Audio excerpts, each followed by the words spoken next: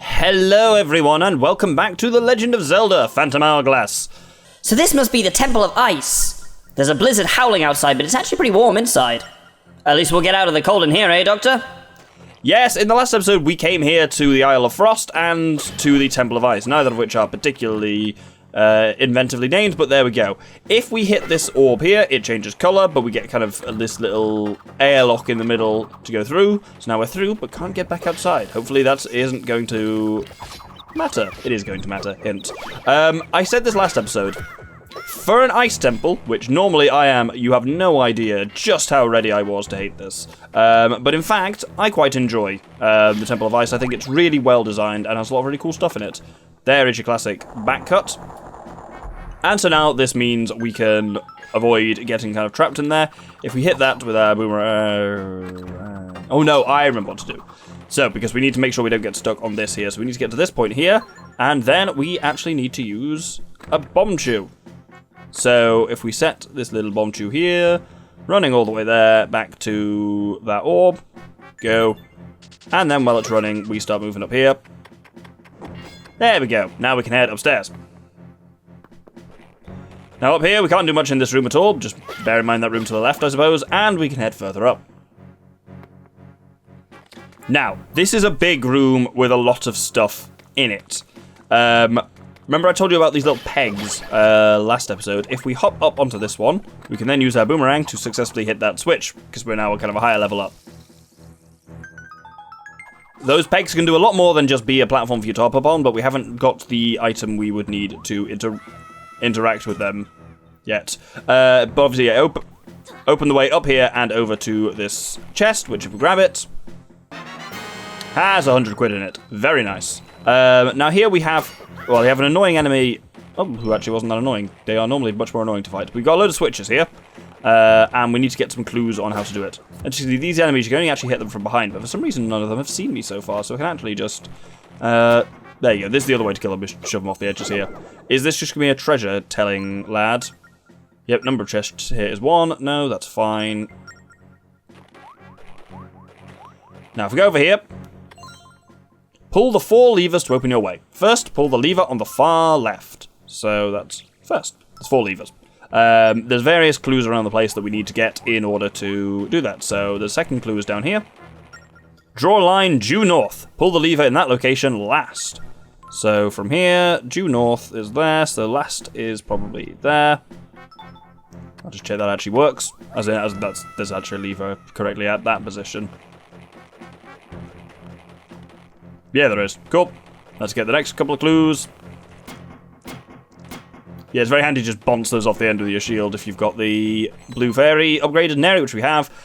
Pull the one in front of the tongue second. Let's go and see which one that is. This one's in front of a tongue up there. So we pull that one second, which means we must do that one third. Cool. So we'll pull them in order. Speeder on.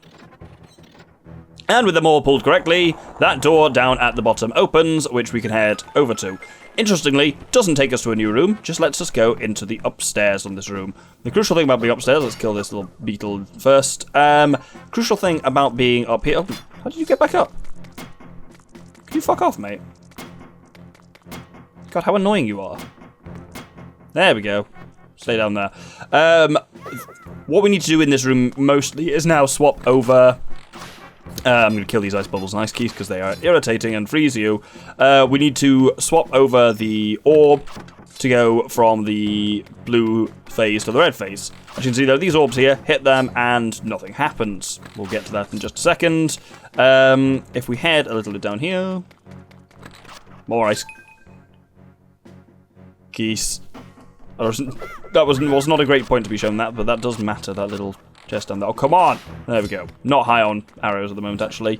So, that is a little kind of switcheroo thing is down here. And actually, the only way you can get down there is to throw a bomb down towards it. That one should hit it. Nope. That's not where I'm throwing them. I just want to make that clear. What the hell? Why are they all hitting the same point? There? There we go. Cool, that swaps it all over, which means actually now a couple of things are open. If we go here, then we can just get A wisdom gem, wonderful. What we actually really need to do is kind of head over to the upper level where we just were. Various little red things have now raised around, which just mean navigating around this lower level is just a bit more irritating, but nothing's actually closed off. It just means, like, oh, there you'd have to walk around to the bottom and shit like that. But let's head back up to where we were. Get some bows as well. Not bows, arrows. So we can now go over to this bit, and there is a tablet here which says, stand on the blue tile and follow the numbers below. 2, 1, 4, 3. That's actually the order in which we need to hit some orbs. 1, 2, 3, 4. Basically, anti-clockwise, started from the top left. So what we need to do is follow exactly those numbers. 1, 2, 3, 4. It is nice that you're still using the bow and the boomerang and bombs and stuff like that in later dungeons. It's one of the very nice things about the design on the Temple of Ice, that it does actually call for the use of quite a lot of them. Brilliant. We have now got a key, which means we can head... Take 2, we've now got a key, which means we can head north over here and open this to go back downstairs. The room downstairs we've actually already seen, but we saw it from the other side. So now if we head down, you may recognize it as this little room, and I'm going to equip bombs for absolutely no reason. Yeah, there's some Yuke here. Several Yuke actually, a black one and a white one, or a brown one and a white one. So I will just fight these quickly. Mostly just waiting for them to do the old sucky, so not an exciting fight. But upon defeating them, we get the crucial part of this dungeon. This is, I think, my favourite dungeon item in the game as well. Even though it is one, like every dungeon item, is nothing new. The implementation of this, other than perhaps the boomerang and the bomb shoes, which are also really cool. It is actually genuinely hard to pick. Anyway, let's crack this open and you'll see. You got the grappling hook. Tap things to grab onto them. Light objects will be pulled towards you. You will be pulled towards heavy objects. The absolute classic. So you can grapple onto various things. Like you can grapple towards a light. You can grapple over there towards a peg. And that's one of the uses of pegs. Not the only use of pegs. But let's head downstairs now. Oops. So these guys now, these little bugs, you can just take off their masks and kill them really easily, which is quite handy. And yes, light objects get pulled towards you, you get pulled towards heavy objects. Note actually though now that these tongue things, 2 of them are in the down position and their eyes are red, but this middle one isn't. We can actually pull them. They're a little grapple switch, is what they are, which is very cool. And now we can cross over here, and you'll actually notice we're now back over to basically the beginning of the dungeon. Let's kill this guy. But crucially now we can unlock ourselves a little back cup.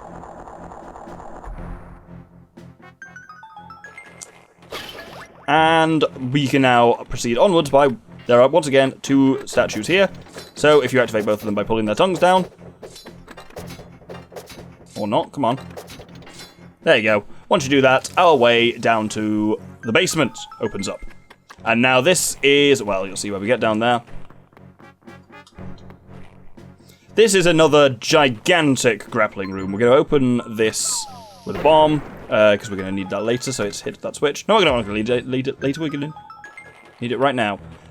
So there's a chest over there, but we can't get to it, can we? But we can grapple onto a chest, which is very nice. And that just contains 200 quid, and then we can unlock a little way back. So, there is a switch there, but it's behind some ice, so we can't do anything with that for now. Here you'll notice there's a kind of little thing on the other side of the wall, and that is often how this game tells you that it's actually a hidden bomb wall. So there's that, and there is a kind of a peg there. We'll get to that bit actually a little later. It's not what we have to do immediately. What I want to do immediately is open up that, get some of these and get myself some ammunition back. And up here there is a gossip stone. So the gossip stone says, boy, oi, oi, oi, you stand before the great and ominous tightrope challenge. Do you fully comprehend what that means? No, I don't. You must cross the wobbly tightrope. What you say? Where is this tightrope? You can make one by connecting a rope between 2 pegs, can't you? This is very interesting now at this point. So, I say we can grapple over, but we can also, because that grapple you can't connect to, you can create tightropes by attaching your grapple point to 2 of these. Oh, hello, cat. Don't do that. Shoo. Thank you. Now you can hop on and you can move over that. It's really cool. There's so many fun uses of the grappling hook. Like, for example, pulling a lever towards you there. That chest will only stay there whilst the lever is pulled, but you'll notice we've actually locked the lever to... Or is that... I'm thinking of something different. Ignore that. That's not... would be too cool of a feature, I think, unfortunately. But with that, what we need to do here, there is a quite clever puzzle here as well, is there is this tongue switch. If we pull it... Let's try that again. If we pull it, we actually pull it back towards us a little bit. And that opens. But it opens timed, whilst the tongue is retracting. So what we actually need to do here is make sure we can grapple the tongue as far out as possible to give us as much time as possible to get there. So if I go to, say, here, I think. There, we pull the tongue a huge way out, which gives us a lot more time to get down there. So let's do just that. Obviously, you can hear the bleeping, which is also telling you how the tongue is retracting. Grapple over there, just let you move a little bit faster and avoid slippery ice any more than you strictly have to. But we can get over here now and open this chest, which gets us a small key. That's going to be important. So now we can shove this block out of the way. And hit this switch. Which gives us a little way back out, because actually we went down a kind of thing that we couldn't. That's now resurrected, but that is not a problem at all, because we can now come up here and open this with a key. And this gives us two things. A red-blue orb, which we can switch into the blue phase, and a chest, which contains... Oh, wisdom gem. Wonderful. Oh. Yeah, we need to boomerang this, don't we? Because otherwise we get trapped in with it. Let's just hit that. If you can't quite reach stuff with the boomerang, bomb chews always works anyway, because you can always send them longer, but the boomerang has unlimited ammunition, bomb chews don't. Right, we need to head now back over to that gossip stone. And we haven't even hit all of the uses of the grappling hook yet, which is extremely cool. If we set that tightrope up and stand here, then I believe from this position we can use the boomerang to hit 4 switches up there. Oh, I could hit the pole like that. 1, 2, 3, 4.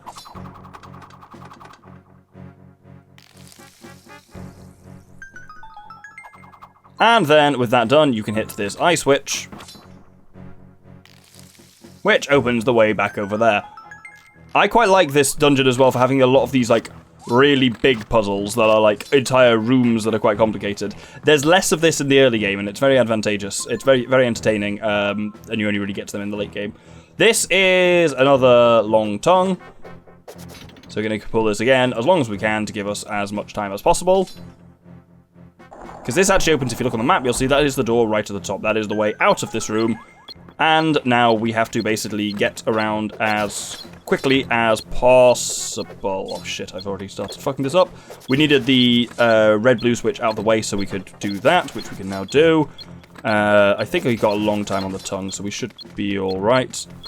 It's not started double bleeping yet. Oh no, it's double bleeping now. Oop! We made it. It automatically stops the time when you go there. It doesn't mean I was, like, right next to stopping it when it went off. There's the big door, but we haven't got the big key. But if we go downstairs, then this is where we get the big key. And this is another huge room. This is potentially going to be a bit of a longer episode, but again, most dungeons don't actually have a particularly natural split point in this. Though this one might have done... Nah, well, just like... Basically, this dungeon is going to take about 25 to 30 minutes, and that's a silly way to split for 2 episodes. And I don't want to, because frankly, this dungeon is great, and the bosses of it is fantastic, so... Not that you can hear, who I'll just fight off camera, because they, as I say, they are slow and uninteresting.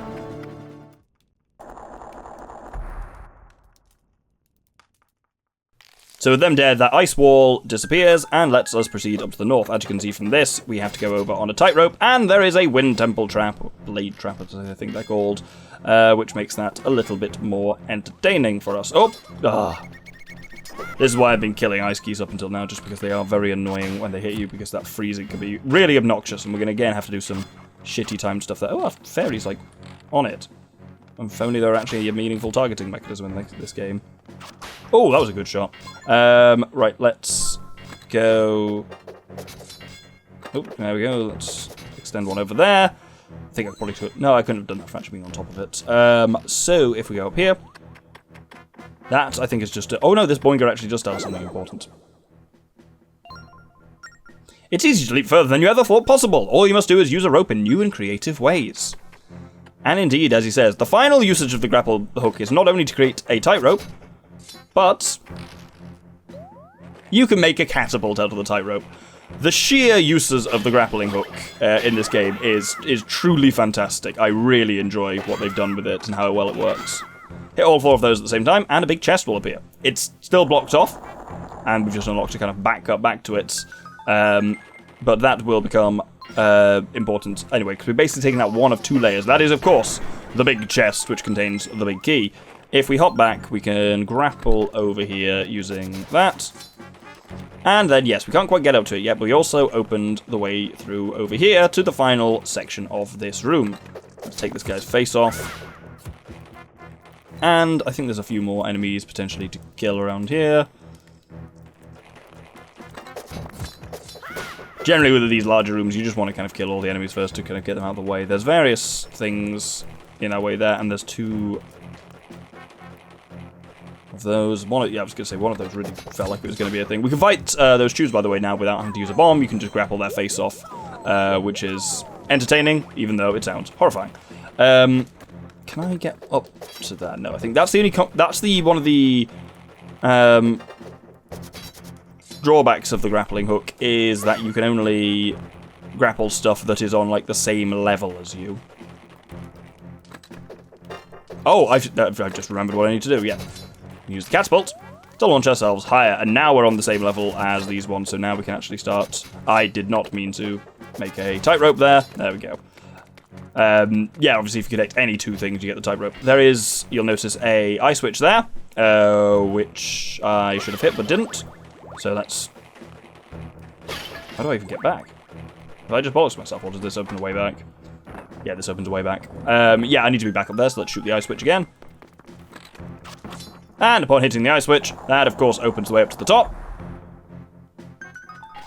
And we can head up there. Yeah, as I say, I do really enjoy these room scale puzzles, and I do really enjoy the grappling hook. There's still more silliness to do with the grappling hook here, because you'll notice we've got these 2 eye switches here, and if we look towards them, they close, but if we look away from them, they're open.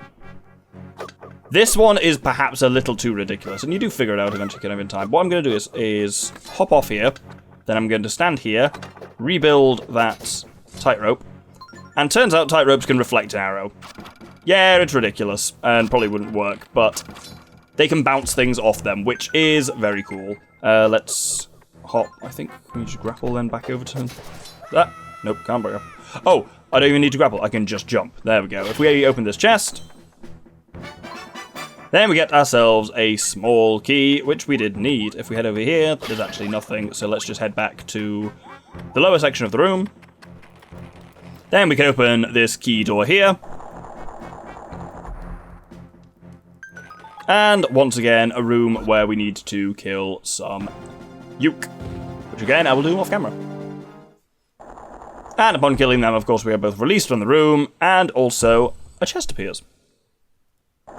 And that door opened. I'd completely forgotten that chest appeared, and actually can't remember what's in it. Is it a gem? No, it's just 200 quid, because really, 7,200 rupees is not enough. As I say, the economy is messy in this. Our attention is being drawn to that peg. Now, here's an interesting one. In order to get up here, you'll notice there's no obvious way up, but we hop up with a peg, and we can get up there, hop up onto that peg, and this is all about just kind of gaining height that way with this kind of little peg hopping, which is very cool. And now we just need to go down here, which, so far, this is a nice dungeon which has mostly avoided the need to walk very slowly along icy platforms. Fortunately, the touchscreen mechanics actually make it kind of easier to just trace your path along it, so there we go. With that done, we can hit this switch, which opens the second layer of defenses on the chest. So let's head back over to that chest. And no surprises that the chest contains the big key. And as ever, we have to carry the big key there, and as ever, I don't like the fact that nothing happens during this time. It's just a mildly irritating thing. There's no cool puzzles you have to do with the big key in order to get up successfully. It's just all there.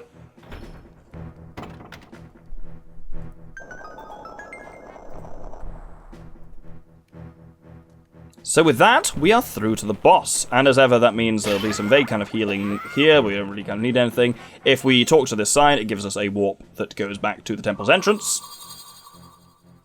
But crucially, like many of the bosses in the game, this one is best played with the DS, well, whatever this is, a Wii U in vertical mode. Is that the right button for that? Hold on a second, I need to remember how I actually held this in the crab fashion. There we go, that'll do. Because I've got a little stand for holding my gamepad, but obviously that doesn't really work. There we go. Oh, does that better with the bottom one? There we go, right. Ready to go, let's head in and take on the boss.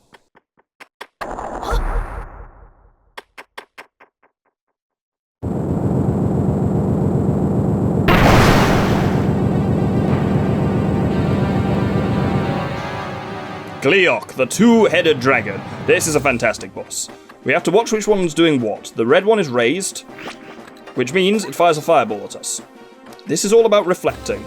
The other one's going to fire an ice ball, and we need to reflect shots back at the opposite one. And it's all about positioning yourselves.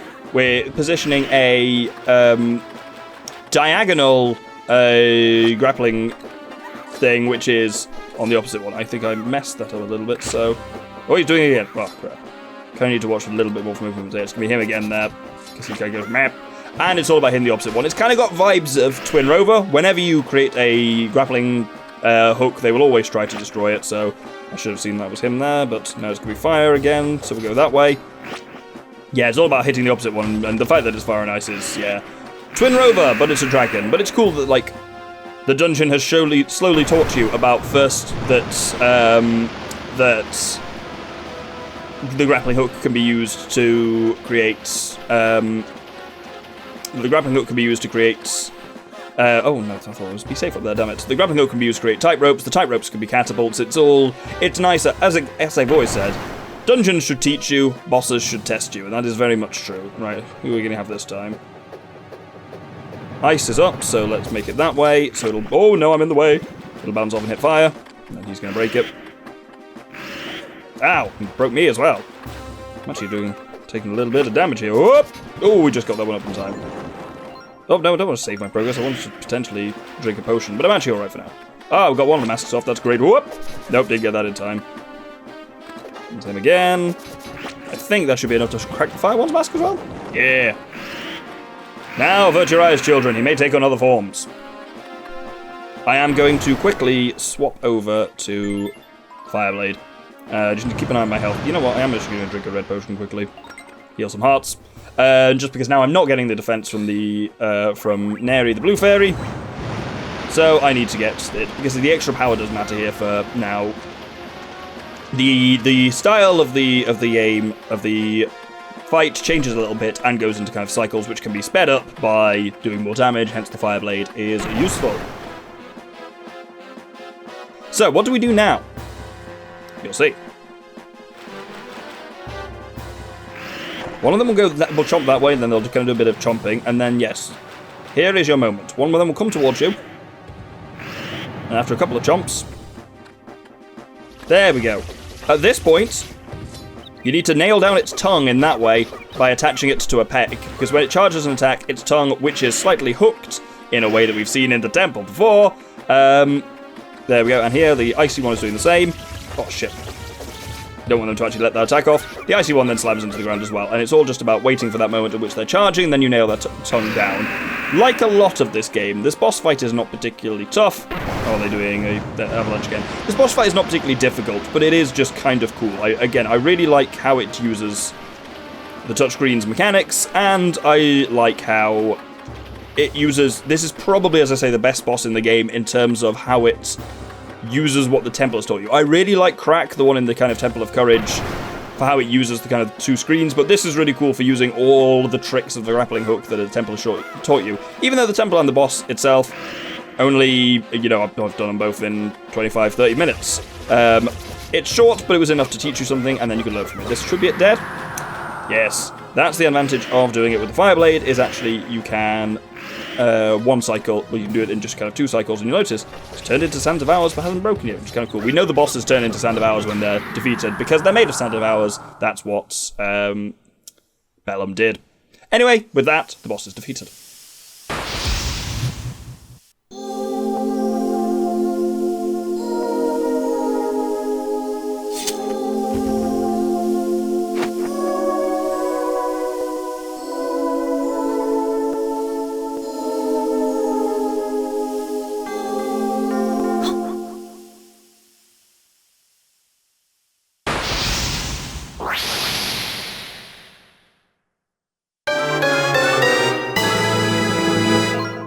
You got more sand for the Phantom Hourglass. 2 minutes have been added.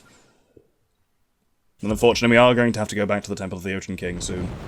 Because the final pure metal, as you can probably imagine, is up in the final quadrant. But we managed to do 2 temples without it, which is kind of fun. Oh, we're also in that weird thing where it still expects us to be in vertical view. But there we go. But that, of course, gets us a heart container. And if we proceed to the end, I think we know what's going to be through this room as well.